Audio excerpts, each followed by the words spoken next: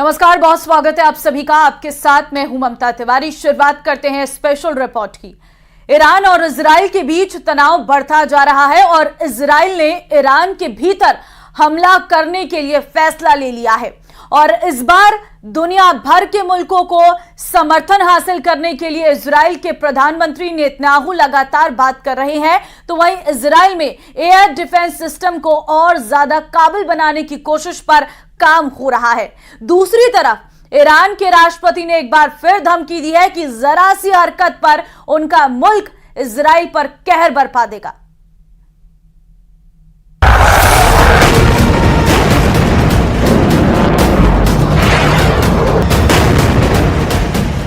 Israel की war cabinet में फैसला हो चुका है।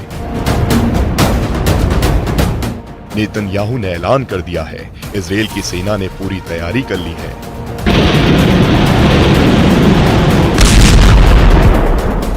ईरान के हमले का जवाब देने के लिए इजराइल ने टारगेट भी तय कर लिए हैं और ये टारगेट ईरान के भीतर है। लेकिन अभी नेतन्याहू ने रेड बटन नहीं दबाया है और इसकी सिर्फ एक वजह है। वॉर कैबिनेट में इजराइल की सेना ने तय किया था कि ईरान पर हमला होगा, लेकिन अमेरिका को अपने साथ करने के बाद।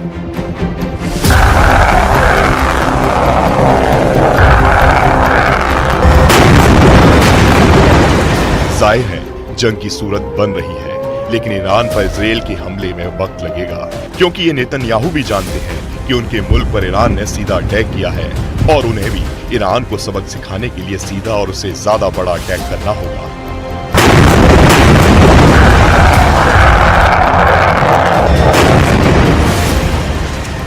लेकिन इससे दोनों मुल्कों में जंग के हालात बन जाएंगे और ऐसे मौके पर इजराइल को दुनिया भर से समर्थन की जरूरत पड़ेगी। नेतन्याहू इसी को पक्का कर लेना चाहते हैं।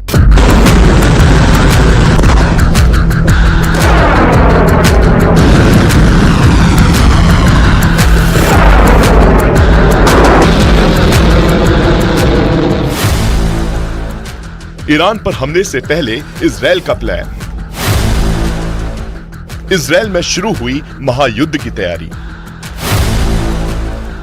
नेतन्याहू ने मांगा दोस्तों से पक्का साथ।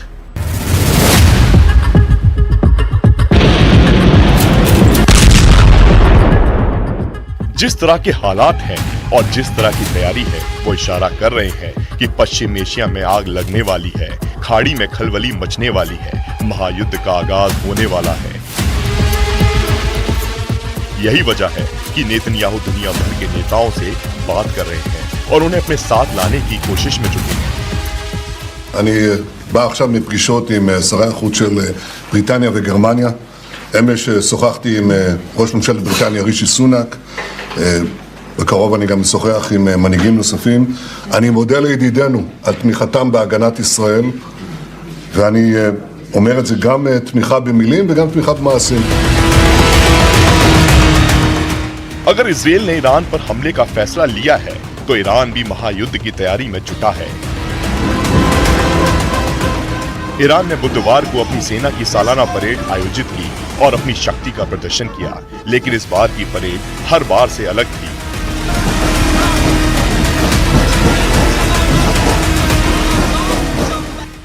हर बार ये परेड तेहरान के एक हाईवे पर निकलती थी, लेकिन इस बार जगह बदल दी गई और तेहरान के उत्तर में एक बैरक में परेड आयोजित की गई। खास बात ये कि इस बारे में कोई सफाई नहीं दी गई और ना ही परेड का सीधा प्रसारण सरकारी मीडिया पर किया गया, जैसा कि हर साल किया जाता था। ऐसे में आशंका जताई जा रही है कि ईरान को इजराइल से हमले का डर था। ईरान को डर था कि परेड पर हमला हो सकता है। ईरान को डर था कि रईसी पर हमला हो सकता है। सालाना परेड की जगह इसलिए बदली गई। हर बार की तरह परेड का सीधा प्रसारण नहीं हुआ। हालांकि इस परेड को संबोधित करते हुए ईरान के राष्ट्रपति इब्राहिम रईसी ने इजराइल को एक बार फिर वही धमकी दी जो उनके जनरल से लेकर उनके मुल्क के सुप्रीम लीडर तक पहले ही दे चुके हैं। लेकिन इस बार उन्होंने यह जरूर जोड़ दिया कि जरा सी हरकत का बहुत बड़ा खामियाजा भुगतना होगा। اگر کوچکترین تعرضی از ناحیه رژیم صهیونیستی به خاک وطن ما صورت بگیرد و به منافع جمهوری اسلامی ایران یقین بدانند برخوردی بسیار شدید و سهمگین با آنها خواهد شد. ईरान और इजराइल में फिलहाल बातों में युद्ध हो रहा है, लेकिन साथ ही असल युद्ध की तैयारी भी चल रही है। ईरान मुस्लिम मुल्कों को एकजुट करने में जुटा है और साथ में रूस से समर्थन भी हासिल कर चुका है, तो वहीं इजराइल भी अपने दोस्तों को अपने हक में एकजुट करने की कोशिश में लगा है। ईरान के राष्ट्रपति जब अपनी सेना को संबोधित करते हुए इजराइल को धमकी देते हैं, तो साथ में वो उन मुल्कों को भी धमकी दे रहे हैं जो इजराइल के साथ खड़े हैं या खड़े होने की सोच रहे हैं। وعده صادق اقدامی محدود بود، نه اقدامی فراگیر و گسترده. اگر قرار بود اقدامی فراگیر و گسترده باشد، اون وقت می‌دیدند حامیان رژیم صهیونیستی که چیزی از رژیم صهیونیستی باقی نمی‌ماند. पिछले साल इजराइल और हमास के साथ शुरू हुए युद्ध के बाद ईरान और इजराइल के बीच तनाव काफी बढ़ गया था। अप्रैल महीने में दोनों ने एक दूसरे के ठिकानों को निशाना बनाया, जिसमें इजराइल पर किए गए हमलों को नाकाम करने में अमेरिका और ब्रिटेन ने इजराइल की मदद की। लेकिन जब इजराइल उस हमले का जवाब देना चाहता था, तो अमेरिका ने रोक दिया। यही वजह है कि नेतन्याहू हमला करने से पहले समर्थन तो लेना चाहते हैं, लेकिन वो अब साफ कह रहे हैं कि भले ही दुनिया को कोई भी सुझाव दे, आखिरी फैसला इजराइल ही लेगा। יש להם גם כל מיני הצעות ועצות, אני מעריך את זה, אבל אני רוצה להבהיר שאת ההחלטות שלנו אנחנו נקבל בעצמנו. ומדינת ישראל תעשה כל מה שצריך כדי להגן על עצמה. इजराइल की सेना पहले से ही युद्ध के मोड में है। इजराइल अलग अलग मोर्चों पर युद्ध लड़ रहा है। गाजा में हमास के साथ, लेबनान में हिजबुल्लाह के साथ, यमन में हूतियों के साथ। ऐसे में इजराइल की सेना पहले से ही अलर्ट मोड पर है और कभी भी ईरान पर हमले के लिए भी तैयार है। लेकिन इजराइल की सेना को भी पता है कि हमला एक तरफा तो नहीं होगा, ईरान भी जवाब दे सकता है और इसके लिए इजराइल की सुरक्षा व्यवस्था भी दुरुस्त होनी चाहिए। लिहाजा इजराइल की सेना मौजूदा वक्त में अपने एयर डिफेंस सिस्टम को और भी ज्यादा काबिल बनाने में जुटी है। We allow ourselves not for a long time to be satisfied from what we see, and we are preparing ourselves for the next time, debriefing the mission and seeing how could we prepare ourselves for the next attack if it would come.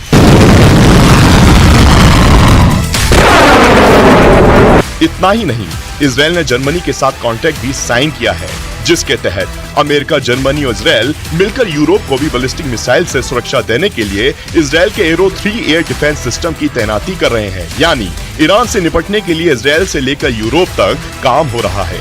एक बार Israel अपने और अपने नागरिकों की सुरक्षा सुनिश्चित कर लेता है, तो उसके बाद वो ईरान पर बड़ा हमला बोल सकता है।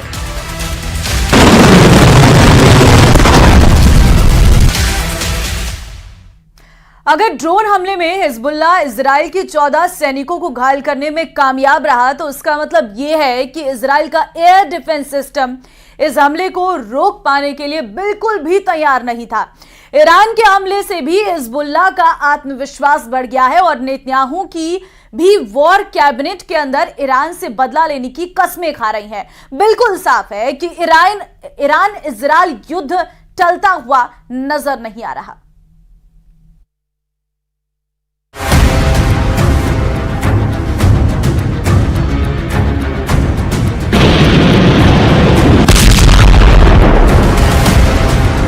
इजराइल की तरफ से 100% कंफर्म हो गया है कि वो ईरान पर हमला करेगा।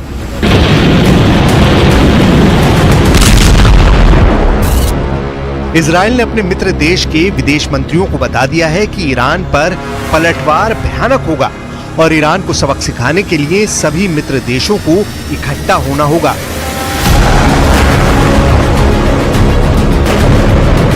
पश्चिम एशिया की युद्ध पहेली अब धीरे धीरे खुल रही है।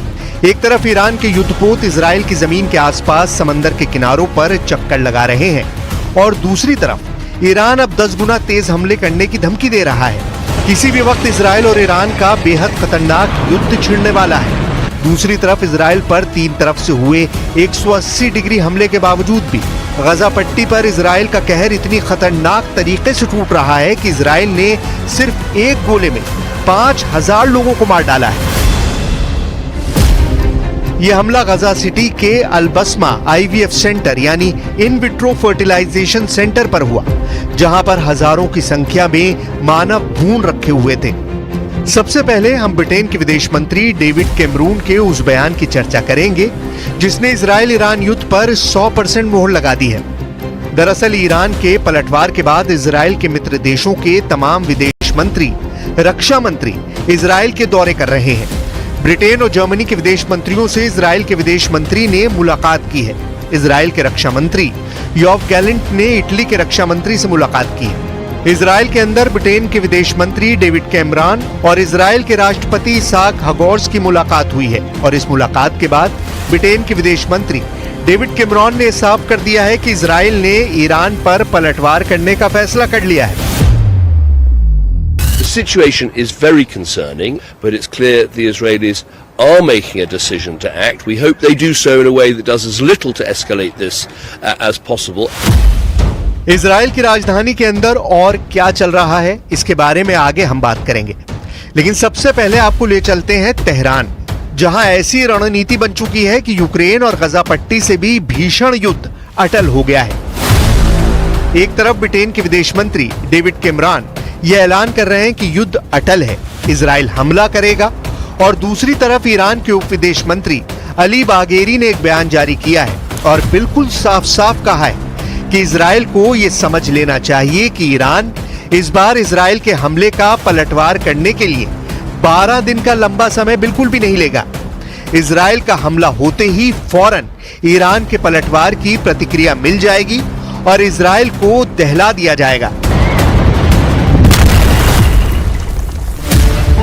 इजराइल की राजधानी तेल अवीव में इजराइल के मंत्री अपने साथी गठबंधन देशों के प्रतिनिधियों के साथ युद्ध की शुरुआत से पहले जबरदस्त बैठकें कर रहे हैं और दूसरी तरफ ईरान की राजधानी सेना दिवस मना रही है। लेकिन इस बार सेना दिवस तेहरान की खुली सड़क पर नहीं मनाया गया। इस बार ईरान ने सीक्रेट तरीके से एक बैरक के अंदर अपना सेना दिवस मनाया है, जबकि पिछले साल ईरान की सेना ने आयतुल्लाह रोहिल्ला खामेनेई के मकबरे पर सेना दिवस मनाया था। हालांकि ईरान ने इसका कोई कारण नहीं दिया है कि उसने गुप्त तरीके से सेना दिवस क्यों मनाया, लेकिन इसे इजराइल के पलटवार के खौफ से जोड़कर देखा जा रहा है। ईरान के सेना दिवस में बाकायदा ईरान के राष्ट्रपति इब्राहिम रईसी का एक बयान भी सामने आया और इस बयान में उन्होंने कहा कि अगर इजराइल ने हमला किया तो इस बार प्रतिक्रिया बहुत बड़े पैमाने पर होगी और बहुत कठोर होगी। اگر کوچکترین تعرضی از ناحیه رژیم صهیونیستی به خاک وطن ما صورت بگیرد و به منافع جمهوری اسلامی ایران یقین بدانند برخوردی بسیار شدید। ईरान को पता है कि इजराइल समुद्र में भी कोई बड़ा एक्शन लेकर उसे चौंका सकता है, इसीलिए ईरान ने अपने युद्धपोत को लाल सागर की तरफ भेज दिया है। ईरान की नौसेना अपने व्यापारिक जहाजों को बाकायदा एस्कॉर्ट कर रही है। ईरान का युद्धपोत जमरान फ्रिगेट अदन की खाड़ी में मौजूद है। ईरान को इस बात का डर है कि कहीं इजराइल उसके किसी व्यापारिक जहाज पर कब्जा न कर ले। इजराइल के सामने ईरान का गठबंधन काफी कमजोर नजर आ रहा है। एक तरफ इजराइल की सरकार अपने देश की राजधानी के अंदर इटली के रक्षा मंत्री के साथ मीटिंग कर रही है, लेकिन दूसरी तरफ ईरान अभी भी अपने सहयोगियों के साथ मजबूत रिश्ते की तलाश में लगा हुआ है। इजराइल का पड़ोसी देश जॉर्डन खुलकर इजराइल के साथ खड़ा नजर आ रहा है। वेस्ट एशिया के बाकी इस्लामी देश असमंजस में नजर आ रहे हैं और वो इस युद्ध से दूर रहने की नीति पर अमल करते हुए दिख रहे हैं। ईरान और रूस के विदेश मंत्रियों ने आपस में फोन पर बातचीत जरूर की है, लेकिन फिर भी ये गठबंधन इजराइल के गठबंधन के सामने बेहद कमजोर नजर आता है, क्योंकि इजराइल के साथ अमेरिका न सिर्फ खुलकर खड़ा है, बल्कि अमेरिका के जनरल और अमेरिका, फ्रांस और ब्रिटेन का पूरा साजो सामान इजराइल की सुरक्षा में तैनात है। ईरान और उसके सहयोगियों के लिए इस वक्त भी सबसे बड़ी मुसीबत इजराइल का सुरक्षा कवच बना हुआ है। लेबनान में ईरान के सहयोगी हिजबुल्लाह के पास ईरान के द्वारा दी गई मिसाइल ही है और दक्षिण लेबनान में एक बार फिर इजराइल पर टेस्ट फायर किए गए। इजराइल पर 6 मिसाइलें दागी गईं, लेकिन इजराइल ने 6 की 6 मिसाइलें बेकार कर दी और उन्हें इजराइल की धरती पर गिरने से पहले ही मार दिया। दूसरी तरफ इजराइल बेखौफ होकर गजा पट्टी में लगातार कोहराम मचा रहा है। बीते 24 घंटे के अंदर इजराइल ने गजा पट्टी में 24 ठिकानों पर हमले किए और इनमें 56 लोगों को मार दिया है। इजराइल अब तक 33,899 फिलिस्तीनियों को गजा में मार चुका है और 76,664 फिलिस्तीनियों को घायल कर चुका है। दूसरी तरफ फिलिस्तीन हर साल की तरह इस साल भी 17 अप्रैल को कैदी दिवस मना रहा है। इस वक्त भी इजराइल की जेलों में 9,500 फिलिस्तीनी राजनीतिक कैदी मौजूद हैं। इनमें से 561 को उम्र कैद की सजा मिली हुई है। गजा पट्टी में 7 अक्टूबर से 15 मार्च के बीच 349 ऐसे हमले हुए जो संयुक्त राष्ट्र से जुड़े संगठनों पर हुए हैं, जिसमें संयुक्त राष्ट्र का झंडा फहरा रहा था और इन हमलों में भी 408 विस्थापित लोगों की मौत हुई।